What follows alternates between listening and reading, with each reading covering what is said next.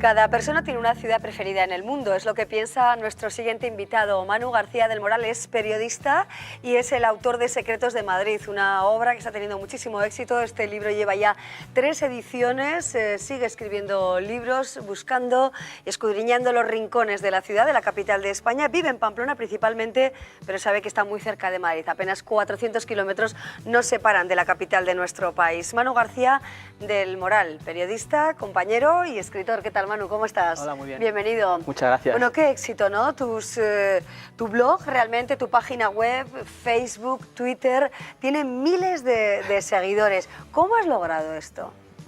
Pues al final es dar con una idea que, por suerte, yo la empecé un poco improvisada y total que nadie había dado en el clavo, ¿no? En contar un poco pues, las curiosidades de Madrid y hacerlas de una forma un poco amena, ¿no?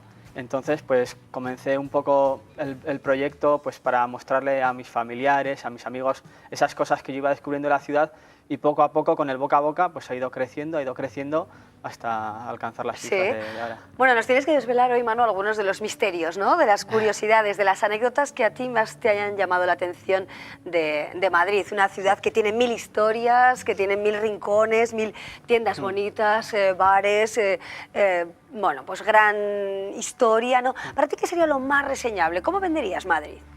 Pues vendería Madrid como una ciudad alejada de los clichés que la persiguen, ¿no? Pues porque nosotros que venimos de ciudades un poco pequeñas hablamos de Madrid y rápidamente pensamos en los atascos, en las compras, en los musicales, sí, que es un poco lo que va a ver la gente, lo típico. Y sin embargo les invitaría a pasear por Madrid, por lugares tranquilos que hay en bocacalles que están detrás de la Puerta del Sol, detrás de Gran Vía, sitios que puedes caminar en silencio, iglesias recónditas que casi nadie entra y un montón de curiosidades, ¿no? En los nombres de las calles, es una maravilla, un filón. ¿Cuál es tu barrio preferido? Tengo varios. Yo digo que para cada edad hay un barrio, ¿no? En Madrid. Entonces, bueno, hoy por hoy el que más me gusta es Chamberí, que es donde he vivido toda mi vida.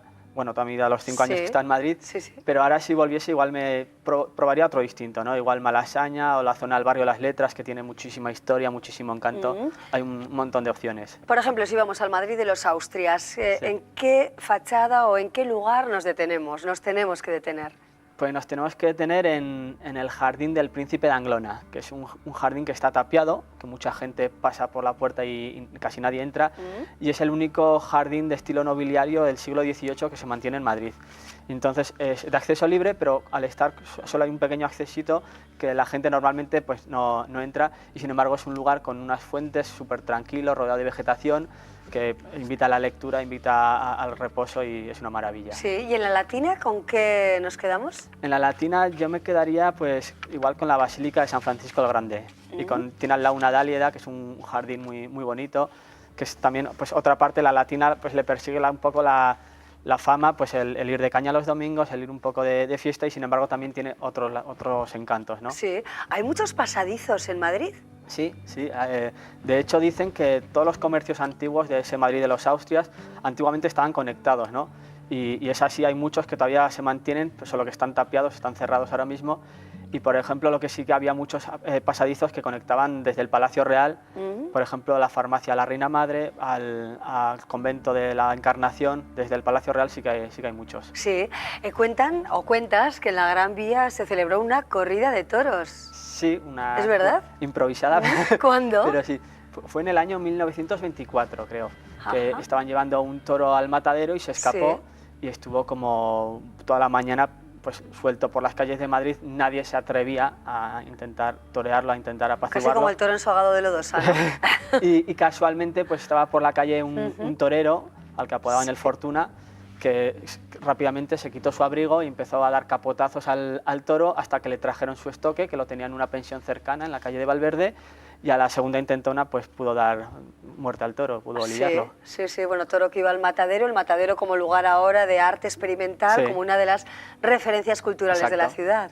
Exacto, el Matadero es uno de los muchos ejemplos que hay en Madrid de lugares que se han reconvertido, ¿no? Como la Tabacalera, como otros tantos otros, que ahora se utilizan pues, sobre todo para cosas de arte, exposiciones artísticas, están muy bien. Sí. Es una maravilla el Matadero. Bueno, más cuestiones. Creo que una te hizo además muy famoso y polémico, ¿no? Las diferencias, y que seguro que todos los periodistas compañeros te lo preguntamos, pero me gustaría que nos contaras un poquito esa historia, ¿no? De las diferencias de los leones del Congreso. Sí, yo fui una de las primeras historias que me chocó en los primeros libros que tuve de Madrid y de hecho creo que fue como el cuarto artículo que yo publico en mi blog y tuve la suerte de que el canal Historia se hizo eco de aquella anécdota que, bueno, para el que no la sepa, resulta que uno de los 2 leones que están en la entrada del Congreso le faltan los testículos. Entonces, no se sabe el motivo, han intentado historiadores, gente relacionada con el arte, han intentado investigar un poco el tema y no se ha llegado a ninguna conclusión. No se sabe si ha sido un mensaje que quiso dejar el autor. Ajá.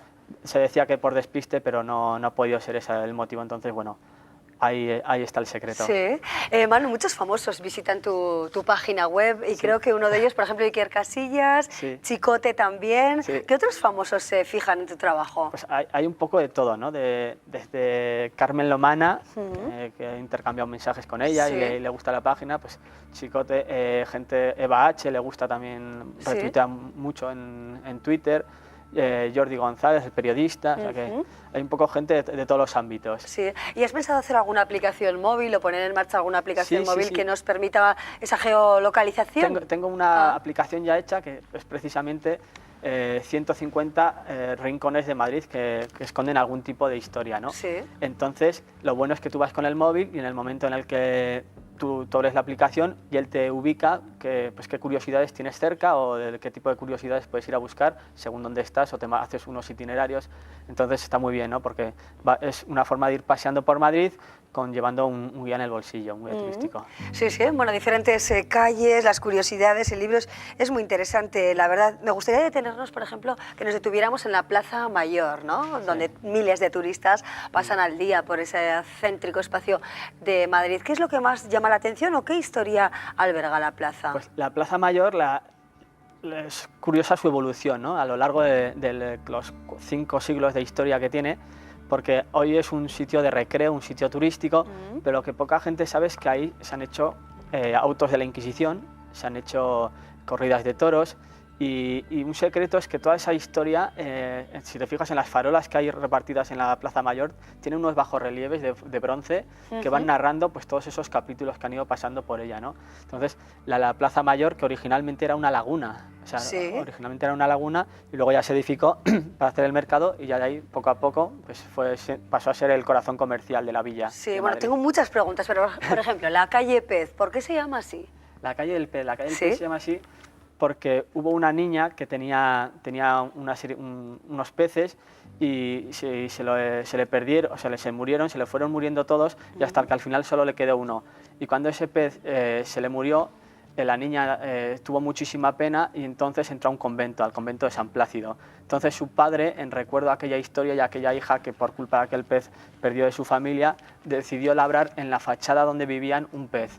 Y entonces todo el mundo se empezó a referir a aquella calle como la calle del pez. Y ya desde entonces ese pez todavía se mantiene en la fachada. Ahora es una reproducción del original, pero todavía se puede ver. Bueno, en Secretos de Madrid están todas las historias con mucho más detalle sobre las calles, los palacios, los rincones, los pasadizos, sobre qué hay que hacer, dónde no debemos dejar de ir, toda esa serie de cuestiones, ¿no, Manu? Lo cierto es que las redes sociales para ti han sido clave en este desarrollo laboral. Obviamente Twitter, Facebook, tu página web, tiene miles de seguidores y está claro que viajar mirando los blogs es una forma de viajar, ¿no? Cada vez más, y supongo que tú también, ¿no?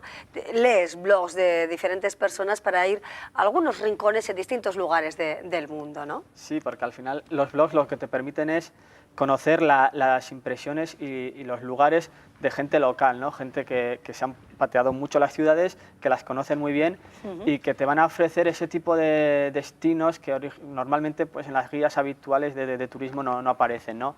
Entonces, Siempre es bueno, yo cuando pues, estoy preparando un viaje, pues, consulto muchos foros de viajes, consulto páginas de gente local, que al final lo que es eso, te ofrecen lo que yo un poco he recogido en este libro de Secretos de Madrid, los lugares alternativos que te permiten conocer una ciudad huyendo un poco de los tópicos. Nos quedamos con Secretos de Madrid, con Manu García del Moral, que vive en Pamplona, ¿verdad? Sí. Pero viaja constantemente a la capital, exacto, ¿no? Cada mes y medio por ahí me toca bajar. Perfecto, Manu, muchísimas gracias. Enhorabuena por tu éxito, por esa idea que tuviste en una ocasión y que obviamente es ya tu forma de vida, ¿no? Exacto, sí. Pues atención, hay que estar ahí pendiente de todo lo que uno tiene alrededor, ¿no? Y no vagar por las calles y mirar. Al final es ser un poco curioso y mirar todo lo que te rodea. Manu, muchas gracias. Hasta pronto. Muchas gracias. Bueno, seguimos adelante. También mira lo que le rodea y compone seguramente en función de lo que le inspira la naturaleza y el entorno. Hablamos de Miquel Salas, periodista también y compositor de música de cine. Hola, soy Miquel. Bienvenidos a mi casa estudio Cueva.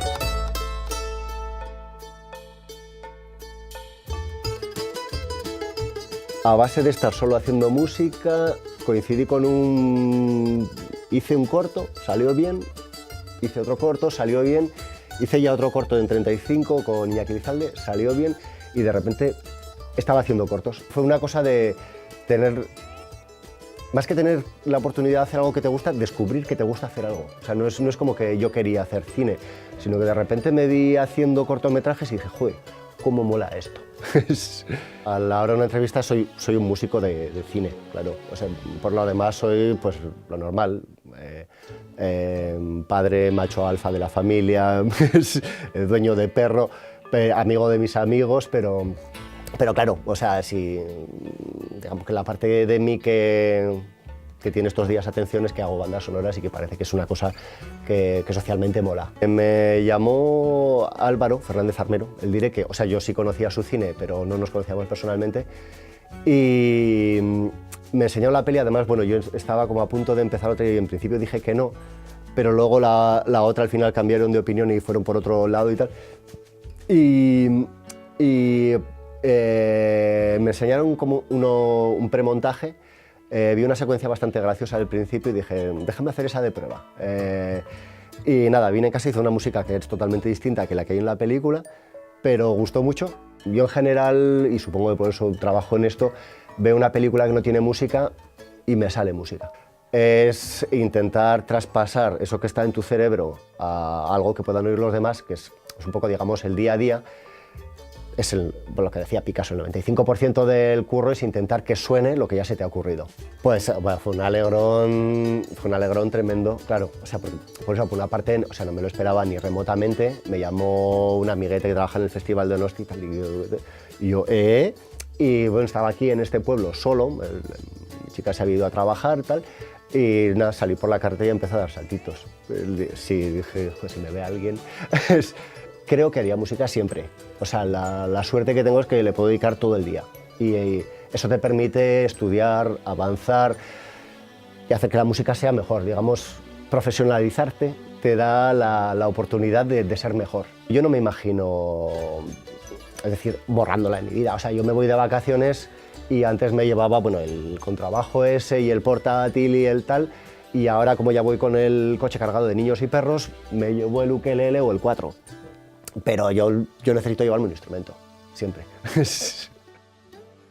Muchas gracias a Miquel Salas y a nuestros compañeros también que estuvieron en su estudio y con el que disfrutaron sin duda de su trabajo diario, ¿no? De su composición musical. Hablamos ahora de los carnavales, de la brujería, de la raza autóctona de vacas Betizu. Son algunos de los temas que, bueno, por los que muestra gran interés nuestro siguiente invitado. Y es un médico, es urólogo y además es editor. Evidencia Médica es la editorial que puso en marcha no hace mucho tiempo. Saturnino Napal. ¿Qué tal, Saturnino? Buenas tardes. Buenas tardes. Gracias por acompañarnos. Bueno, cuéntanos tu historia. Nos contaba Manu ahora mismo, él es un periodista reconvertido en escritor.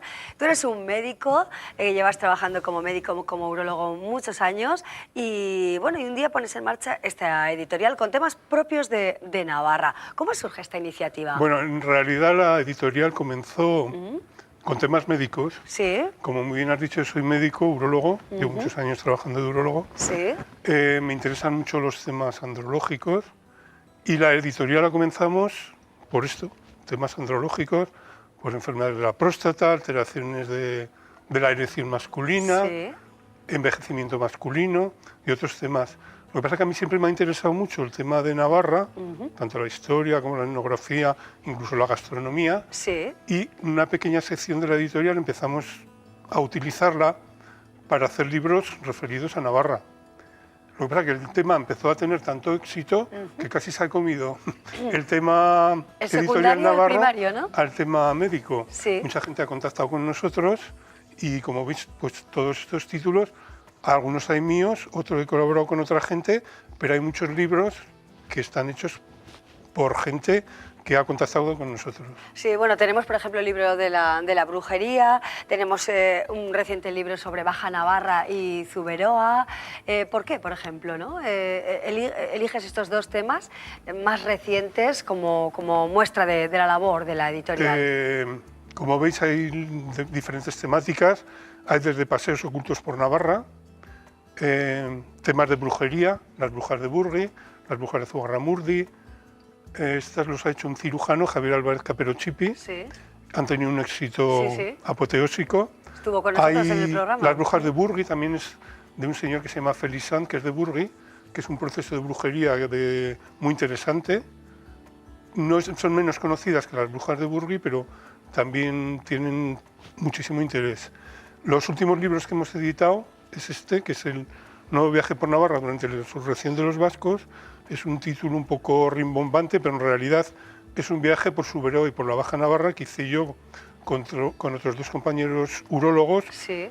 Y contamos aquí pues, lo que vimos, lo que nos pasó. Es un libro de viajes. Agustín Chao, que era un escritor de Zuberoa, hizo un viaje por Navarra en la Segunda Guerra Carlista y le cogimos el título, pero en realidad no es un libro político en absoluto, Sí. es un libro simplemente de viajes. Hay dos libros también, los dos últimos que hemos editado, que son del nuevo casino principal, uno de personajes callejeros de Pamplona y el otro de costumbres navarras. Es una serie que está haciendo el nuevo casino. El próximo va a ser de oficios desaparecidos de Navarra. Bueno, como veis, son todo temática navarra. Sí, sí. Un libro muy curioso y muy interesante que hicimos cuando editar todavía era rentable, porque ahora es un poco ruinoso el tema, es sobre las almadías de Navarra, con Fernando Ugalde Sí. y Félix Sanz. Bueno, muchos títulos, ¿no? Y ahora estamos en pleno carnaval. Hemos vivido el fin de semana de Caldederos en Pamplona, ¿no? Tenéis también el carnaval de Lance en fotografías de Patricia Manso y Javier Iriarte. ¿Cuáles son los secretos realmente que contiene este carnaval rural con tanta esencia en Navarra? Como sabéis, Navarra hemos tenido la suerte de tener grandes personas que han escrito sobre ella, pues todos los Barojas, ¿no? Desde Julio Caro Baroja, Pío Baroja, Ricardo Baroja, Pío Caro Baroja. El carnaval de Lanz, como sabéis, estaba desaparecido, Sí. y ellos fueron los que hicieron que renaciese. Este libro, El carnaval de Lanz, es un libro de Javier Iriarte, como has dicho tú, y de Sí. Patricia Manso, y es un libro sobre todo gráfico. Son fotografías espectaculares del carnaval. Sí. Saturnino, el legado de las brujas, los secretos de Zugarramurdi. ¿Qué es lo que más te ha sorprendido de la brujería en esta parte norte de Navarra? Esos secretos que en principio, bueno, pues se encuentran en esas famosas cuevas de Zugarramurdi.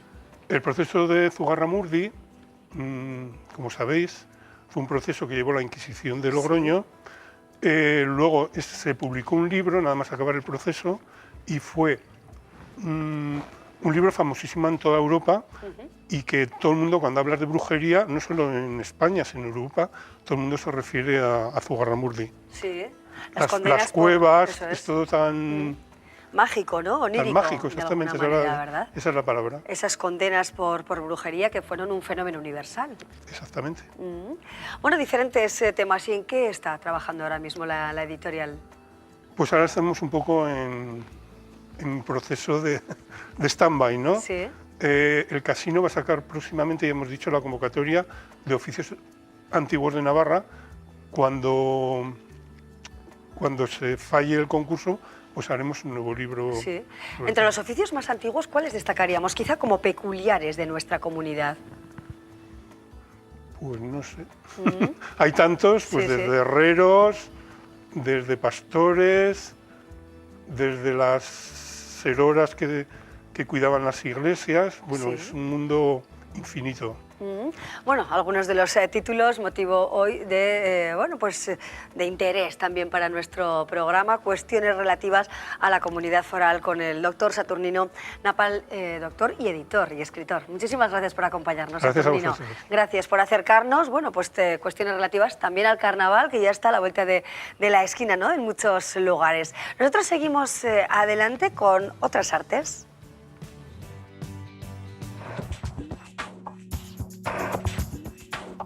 Hola, soy Juanjo Lazcano. Os invito a que veáis mi último trabajo, El Jardín de las Delicias. Pasar cuando queráis. La idea que tuve al hacer el trabajo del Jardín de las Delicias era un poco la realidad en la que estábamos viviendo. El momento este de la crisis, el final de estos momentos tan convulsos que estamos todo el día oyendo en la prensa, lo que pasa, lo que hay, lo que no hay, lo vemos en la televisión. Y era un poco esa la idea, ¿no? La del fin del Edén. El Edén que habíamos vivido hasta hace poco tiempo, en la que estábamos nosotros disfrutando de un montón de cosas que nos hicieron creer que era para todos y que por lo visto no era para todos. Y esto es un poco eso, las hienas. Las hienas aparecen, o ahora por lo menos se hacen visibles, ahora que nos han dejado ya prácticamente el Edén en el que vivíamos prácticamente hecho un páramo. Estas fueron de las primeras piezas que hice y para mí representaban un poco los huecos, los vacíos, lo que nos han vaciado. Nos han metido las manos en los bolsillos y nos han dejado prácticamente en la ruina. Y representaban un poco eso, ¿no? Junto con lo que puedan representar las hienas, que para mí son unos animales magníficos, pero era un poco por representar un poco esa parte, la parte hostil, la de los insaciables.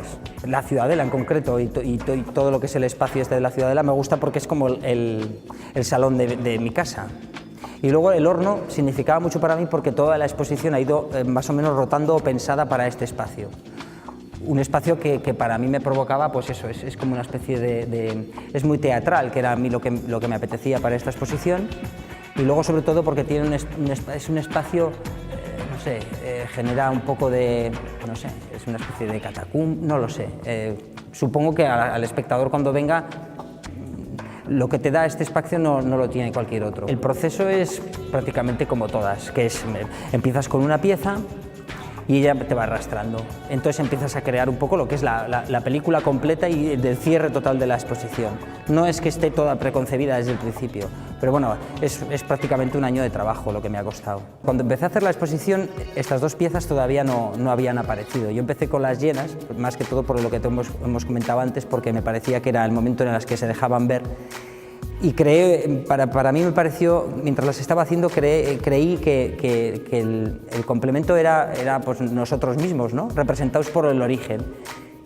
Y no sé, como era como una especie de paraíso en el que habíamos disfrutado y lo habíamos fastidiado directamente, pues hice estas dos piezas utilizando el pobre Durero, que lo hizo bastante mejor.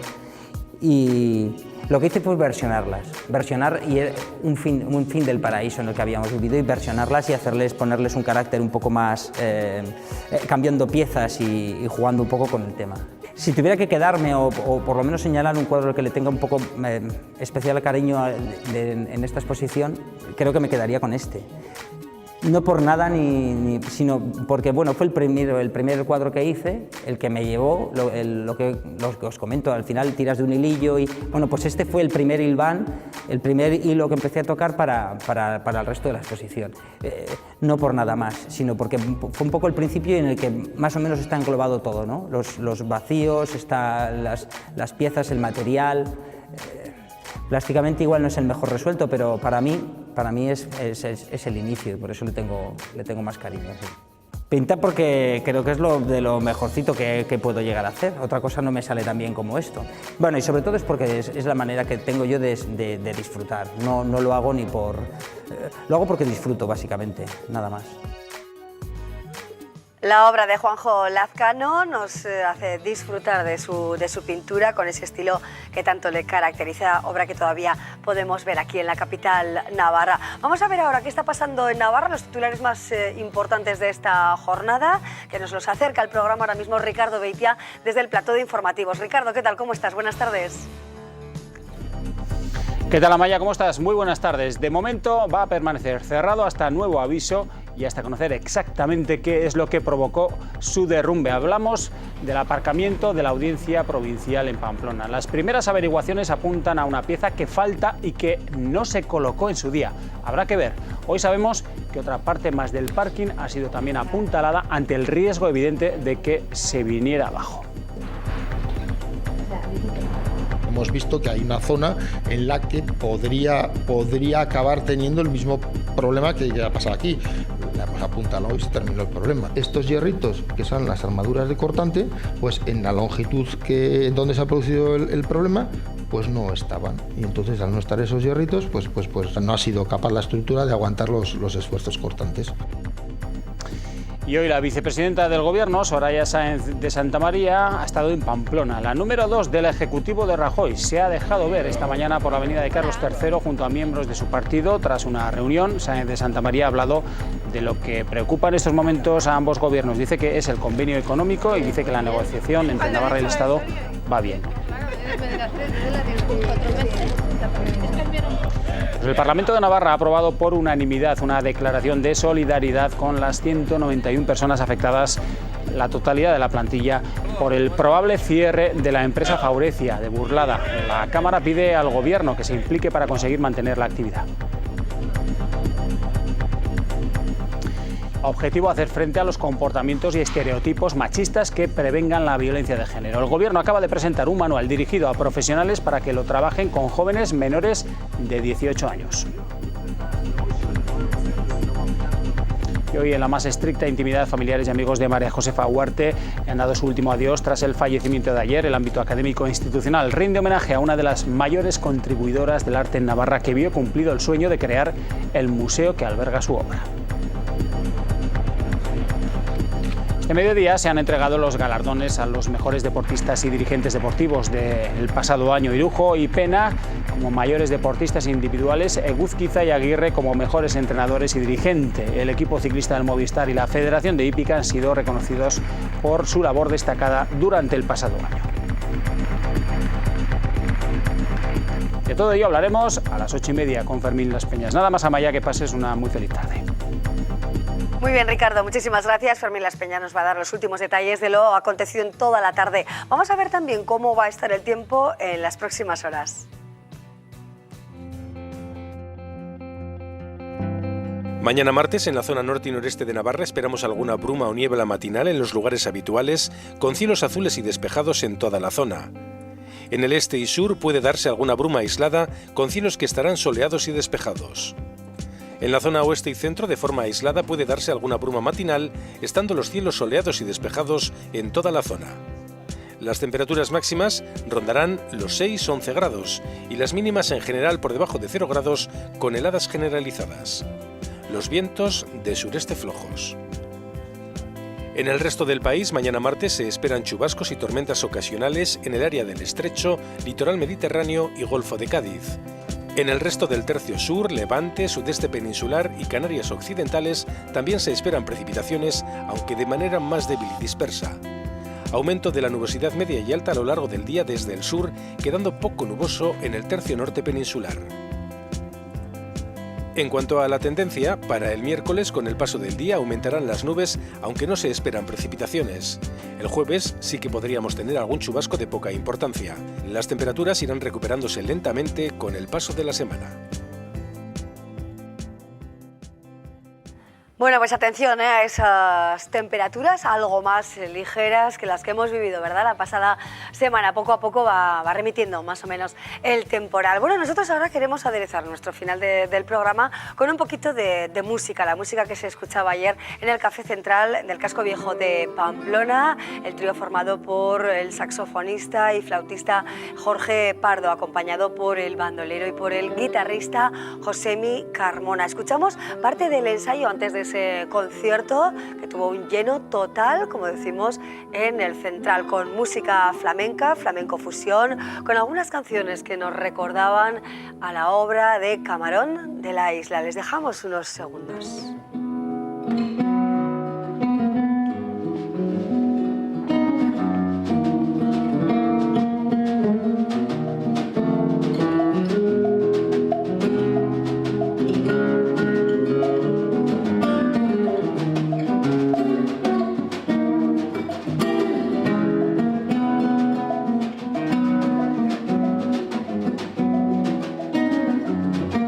El flamenco como un arte vivo, así lo decía Jorge Pardo antes de comenzar ese concierto.